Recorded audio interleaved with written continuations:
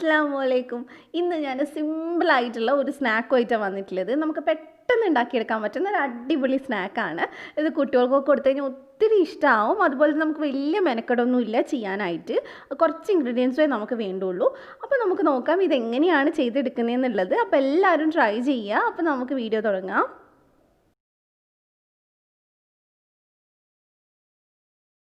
അപ്പോൾ ആദ്യം തന്നെ നമുക്ക് വേണ്ടത് ഉരുളക്കിഴങ്ങാണ്. ഞാനിവിടെ 3 ഉരുളക്കിഴങ്ങ് എടുത്തിട്ടുണ്ട്. ഒരു മീഡിയം സൈസുള്ളതാണ്. അത് നന്നായിട്ട് വേവിച്ച് തൊലി കളഞ്ഞെടുത്ത് വെച്ചിട്ടുണ്ട്. ഇതിന് ഒട്ടും തന്നെ കട്ടയില്ലാതെ നന്നായിട്ട് ഉടച്ചെടുക്കുക. അപ്പോൾ ഞാനിത് നന്നായിട്ട് ഉടച്ചെടുത്തിട്ടുണ്ട്. കട്ട എങ്ങനെ ഉണ്ടെങ്കിൽ നമുക്കിത് റോൾ ചെയ്തെടുക്കാൻ പറ്റില്ല. ഇനി നമുക്ക് ഇതിലേക്ക് വേണ്ടത് അവിലാണ്. അവിൽ ഞാൻ 1 കപ്പ് എടുത്തിട്ടുണ്ട്. ഏത് അവിലായാലും കുഴപ്പമില്ല. അത് മിക്സിയുടെ ജാറിനകത്ത് ഇട്ടിട്ട് ഒന്ന് നന്നായിട്ട് പൊടിച്ചെടുക്കുക. ഒരു 2-3 തവണ കറക്കുമ്പോഴേക്കും തന്നെ നന്നായിട്ട് പൊടിഞ്ഞോളും.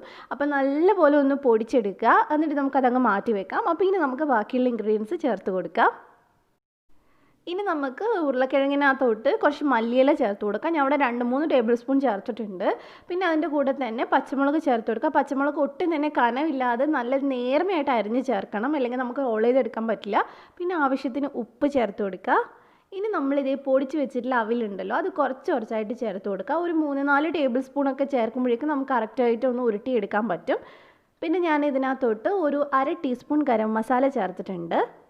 പിന്നെ ഒരു 1/2 ടീസ്പൂൺ കുരുമുളക് പൊടി ചേർത്തിട്ടുണ്ട്. എന്നിട്ട് നമുക്ക് നന്നായിട്ട് ഇതൊന്ന് മിക്സ് ചെയ്തെടുക്കാം. ആദ്യം ഒരുപാട് അവിൽ ചേർക്കുകയാണെങ്കിൽ നമുക്ക് കുറച്ച് ഡ്രൈ ആയി പോവും.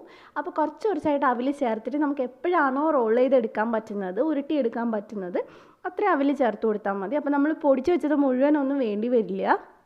അപ്പോൾ നന്നായിട്ട് നമുക്കിതൊന്ന് മിക്സ് ചെയ്തെടുക്കാം. നല്ല രുചിയാണ് കേട്ടോ ഇത് കഴിക്കാനായിട്ട്. അടിപൊളിയാണ്, എല്ലാവർക്കും ഇഷ്ടം. അപ്പോൾ എന്തായാലും ഒന്ന് ട്രൈ ചെയ്ത് നോക്കണം. അപ്പം നമ്മളിത് നന്നായിട്ട് കുഴച്ചെടുത്തിട്ടുണ്ട്. ഇതേ ഒരു ചപ്പാത്തി മാവിൻ്റെ പരുവത്തിൽ നമ്മൾ റെഡിയാക്കി എടുത്തിട്ടുണ്ട്. ഇനി നമുക്കിതിൽ നിന്ന് ചെറിയ ഉരുള എടുക്കാം. ഒരുപാട് വലിപ്പം വേണ്ട കേട്ടോ, കുഞ്ഞുരുള. നമ്മൾ പൂരിക്കൊക്കെ എടുക്കില്ല, അപ്പോൾ അത്രയും ഉരുള എടുക്കുക. എന്നിട്ട് കയ്യിൽ ഇതേപോലെ ഒന്ന് റോൾ ചെയ്തെടുക്കുക.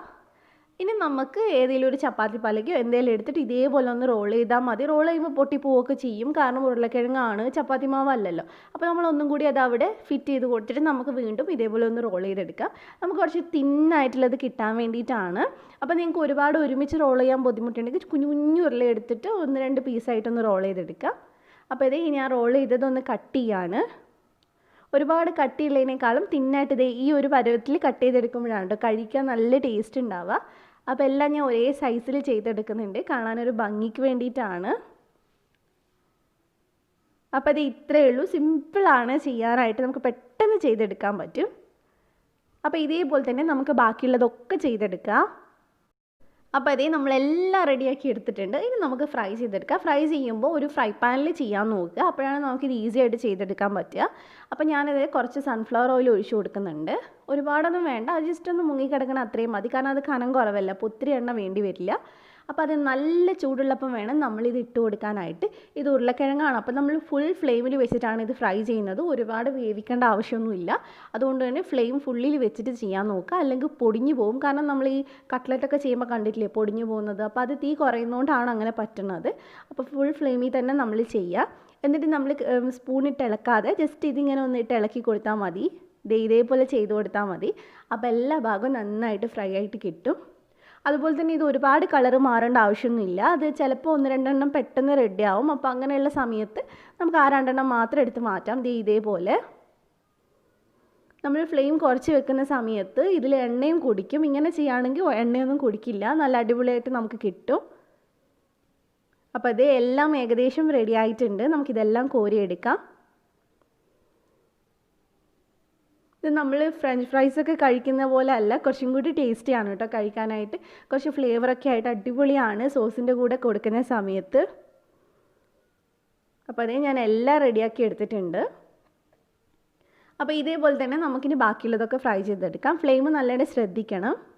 അപ്പോൾ ഇനി നമുക്ക് ഇതൊന്ന് കഴിച്ച് നോക്കാം. നമ്മളിവിടെ കുറേ ഉണ്ടാക്കിയെടുത്തിട്ടുണ്ട്. ആ ഒരു ക്വാണ്ടിറ്റി തന്നെ നമുക്ക് ഒത്തിരി ഉണ്ടാക്കിയെടുക്കാൻ പറ്റും. ഇതിൻ്റെ പുറം ചൂടോടെ കഴിക്കണം കേട്ടോ, അപ്പോഴാണ് നല്ല മൊരിഞ്ഞിരിക്കുക. ഉള്ളിൽ കുറച്ച് പൊള്ളയായിട്ട് ഉണ്ടാവുക. സോസിൻ്റെ കൂടെ കഴിക്കാൻ അടിപൊളിയാണ്. സോസ് ഇല്ലെങ്കിലും കഴിക്കാൻ രസം തന്നെയാണ്. അപ്പോൾ എല്ലാവരും ട്രൈ ചെയ്യുക, ചൂടോടെ തന്നെ കഴിക്കുക. അപ്പോൾ നിങ്ങൾക്ക് ഈ റെസിപ്പി ഇഷ്ടമായിട്ടുണ്ടാവും എന്ന് വിചാരിക്കുന്നു. ഇഷ്ടമായിട്ടുണ്ടെങ്കിൽ ഒന്ന് ലൈക്ക് ചെയ്യുക.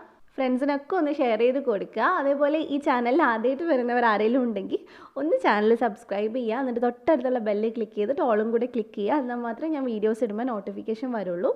അപ്പോൾ നമുക്ക് ഇതേപോലെ തന്നെ മറ്റൊരു കിടിലൻ വീഡിയോ ആയിട്ട് വീണ്ടും കാണാം. Thank you for watching.